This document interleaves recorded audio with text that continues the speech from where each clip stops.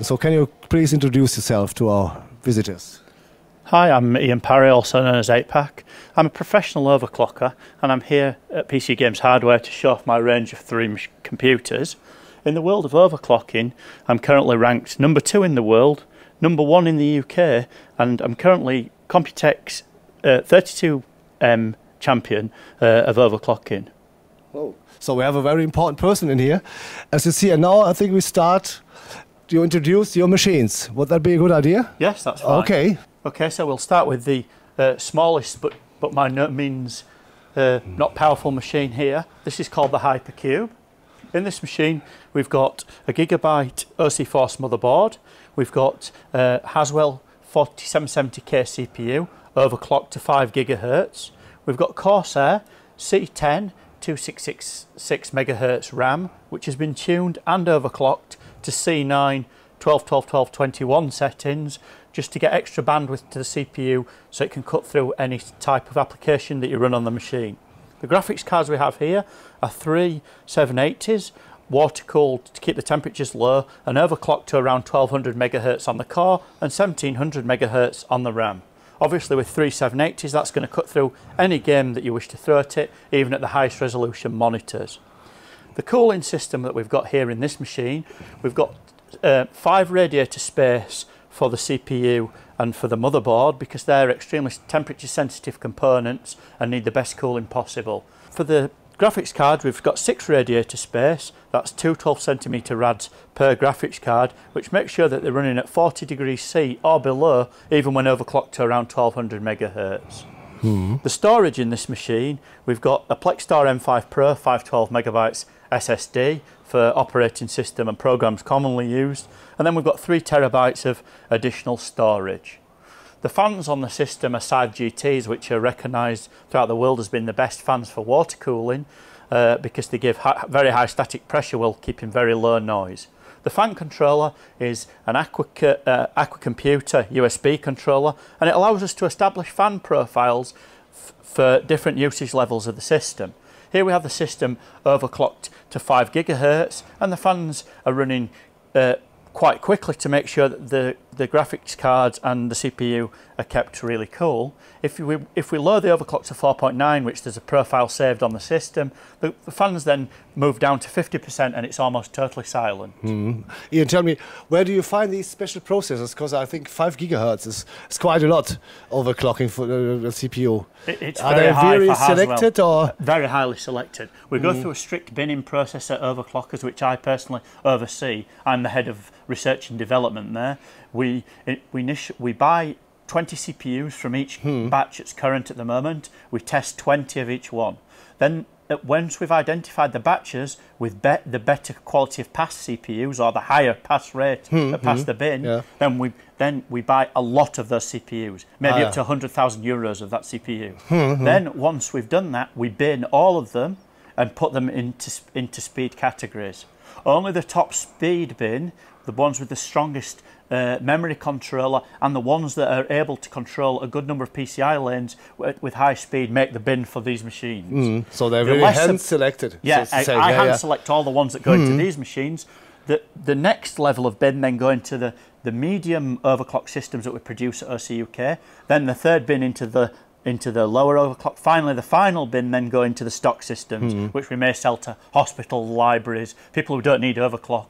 They're just using stock cooler. So do you closely work together with the producers, like with Intel or AMD, for this to get these CPUs? Or? No, we work more with the distribution channels and working with, buying, getting a tray of each step in as it comes in. They send us a tray. I personally test all of that tray, find out maybe 1 or 2 are good, the rest, 1 or 2 are the best bin, 1 or 2 in the second best bin. We'll probably, given that with Haswell, that's a good return, so we'll buy quite a lot of them. And then on a couple of the step-ins that we've got, a lot of them are like 4.7 to 4.9, which is very good. So we buy a lot of that step-in. So it's a lot of work. Yeah, a lot of work goes into the systems, and especially these processors Haswell, as you guys have worked out, they're hard to find that level of overclock on. They're worth a lot of money on the second-hand market, or not even the second-hand market, but on hardware bot, for example, with benchmarkers, they will pay me €1,000 per CPU. So that makes it so expensive, this machine. How Yeah, much because is it's it? a very limited edition CPU. Yeah, of course. Because otherwise, if you just calculate the 3 GTI, GTX 780 and the processor, wouldn't make it. What is the price, I think, actual price? This one's around 7,000 UK pounds. UK pounds already. 7,000 UK pounds. But the work that goes into the system is very high. Yeah. Also, we offer an upgrade process called 8-pack for life. So as long as you keep the motherboard, we will upgrade the CPU, we will upgrade the graphics cards free of labour charge. So say someone wanted to put 4 780 Ti's into this machine, we will put in the cards, we will put in the water blocks, we will overclock the cards for them. There's no labour charge at all. All they have to pay for is the blocks and cards. So the hardware. Yeah, so the hardware, that's all they have to cover. And also then they get back the other hardware, of course, which they can then sell to recoup some of the funds for the new that they've used for the new hardware. Okay, so then let's look at the next machine, which is already a little bigger. Yeah, this one here is in a full tower case, so that one's obviously a cube case. This one here is a full tower case. This one's called the Polaris. This one's got a 3770K, overclocked to 5 gigahertz as standard, with the top overclocking profiling BIOS at 5.1. This one's got 16 gig of Corsair Dominator RAM, overclocked to 2400 megahertz C9. Quite high, yeah. We're looking at this one with a ASUS Maximus 5 Extreme motherboard, black and white colour scheme, and we've got 2 GTX Titans at over 1200 megahertz with the memory on those cards up at 1750. So the radiator actually, is it down there? Here in the cooling for this system, we've got a quad radiator here and a dual radiator here at the back. This quad radiator here is cooling the 2 graphics cards, again 2 12cm rads per graphics card to make sure loaded temperatures are 40°C or less. The dual here at the front and the dual here at the back, and here you can see the triple radiator, at the front. These are taking care of the CPU, which is cooled here, and the water blocks that are cooling the VRMs and the PLX on the motherboard. So it's very well cooled system. This also offers a USB fan controller, so you can control the fans independently whilst in Windows. And also those are controlled automatically depending on the overclock you set. If you set 5.1, the fans are up at 100. Still fairly silent, but they are then audible.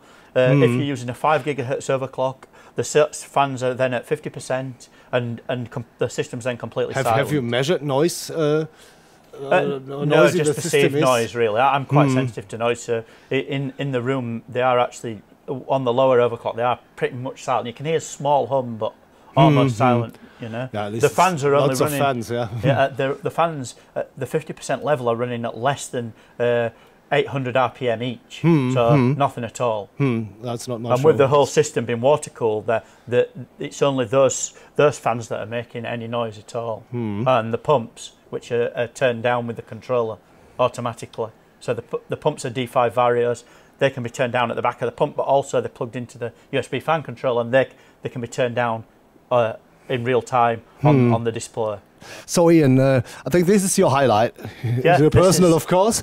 So can you tell us something more about this machine? This machine here is called the Supernova. It's the biggest of the 3 systems. It's based around the Enthusiast platform, which is the X79 chipset 2011 socket. The CPU in here at the moment is a 3930K, and it's overclocked to 5 gigahertz. We've got 16 gigabytes of RAM, overclocked to 2400 megahertz C9.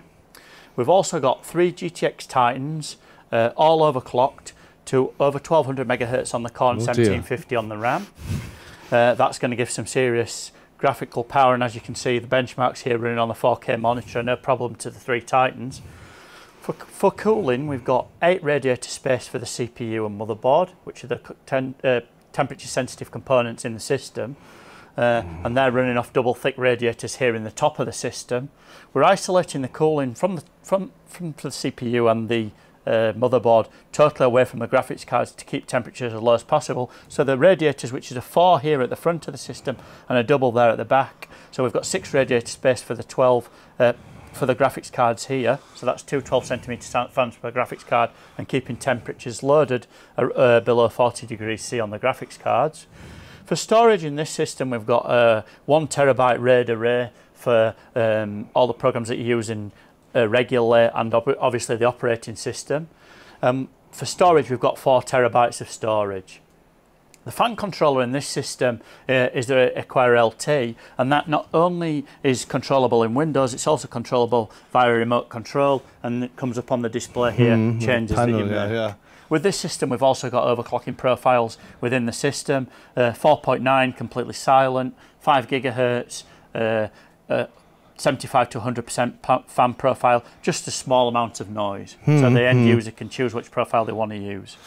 Yeah, that's quite impressive. Even these were impressive too, but that one is the most impressive machine, I'm sure. When I return to head office, what I'm going to do with this system is I'm going to upgrade the CPU to a 4930K, also overclocked at 4.9 and 5 gigahertz, and I'm going to change the graphics card configuration in this one to 4 R290X, all water cooled. 4 with the AMD, I'm finding scaling a lot better with drivers than the NVIDIA scaling, so it's worth putting 4 of the AMD cards as opposed to 4 of the latest. Of the latest NVIDIA, it's worth putting 4 of the latest ATI cards, because that extra card does give you quite a perceived benefit, especially at high resolution. So the pricing of this machine? This one is £9,500 UK pounds, so I believe just over 11,000 euros. 11,000 euros. To be honest with you, who buys a machine like this? Well, out of the 3 machines so far, they've been available in the UK for about 2 months. The Supernova has actually sold more than all the others by quite some considerable margin. It's usually professional people who are into virtually everything to do with the PC, but want the absolute best of components. And a showcase as well. Yeah, of course. Yeah. To show what is possible. What is actually possible. Yeah. So is there actually a 5 gigahertz boundary, or can you go further? Of course, it's possible to go further, but then you would, every time you go up, you need to add more cooling. And for ambient cooling, 5 gigahertz, I think even the best chips are not going to do much more. You know, even the best ones. Not to be stable 24/7, so people can use them without crashing. And the stability testing on these systems is a process of about 8 to 12 hours. We're running programs such as Prime, XTU, Lynx, these type of programs to make sure the systems are stable, ADA stability test, all these kind of programs. And then I'm making notes of all the scores and tests that have gone through on the system for the user, and they're presented to the user so he can know what he can expect from the system. I think at that time money can't buy. Yeah, so of course. So here, of course, we see some results from 3D Mark. Yeah, here in the background we've just run 3D Mark. This is on the stock profile, so not the highest overclock of the system, but the stock profile, which is still a very good overclock. Here we've got 21,396.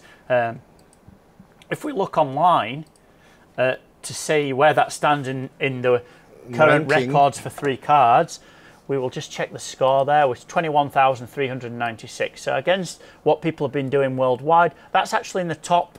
It's actually placed number 8 on hardware bot.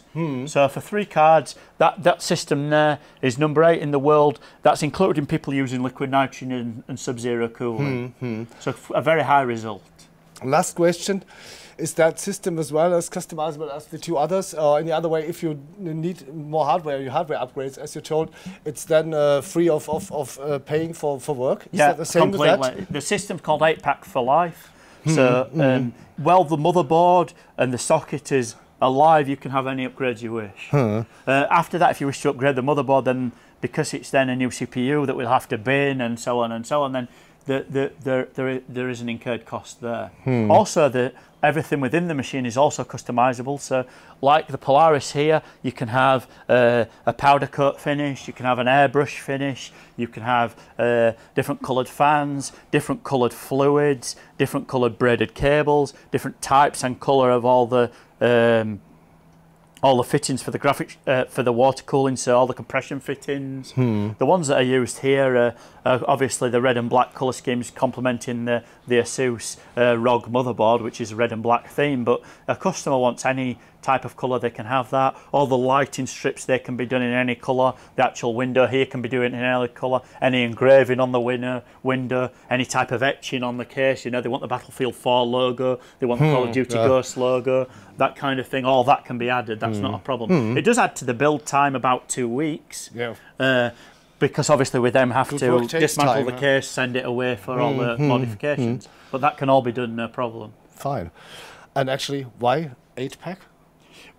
Because in my previous, not career as such, well, my previous career was a personal trainer, but I worked in gyms, and I actually competed in natural bodybuilding and got up to national level at that. So therefore, I thought that was a good name. 8-pack. To the other 6. Yes, absolutely, yeah. Fine. And I believe at Case King as well, they're going to give an 8-pack of energy drinks for the gamer to drink while they're playing the machines. Fine. Yeah.